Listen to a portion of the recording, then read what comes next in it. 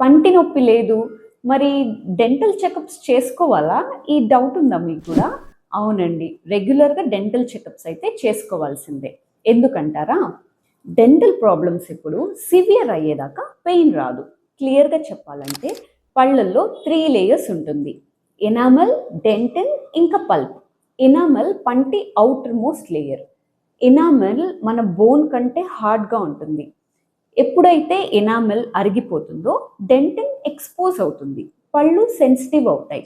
డెంటిన్లో పుచ్చు కాజ్ చేసే బ్యాక్టీరియా చాలా ఈజీగా స్ప్రెడ్ అవుతుంది. ఎప్పుడైతే పుచ్చు డెంటిన్ నుంచి పల్ప్ అంటే పంటి నరాల దాకా రీచ్ అవుతుందో అప్పుడు పెయిన్ వస్తుంది.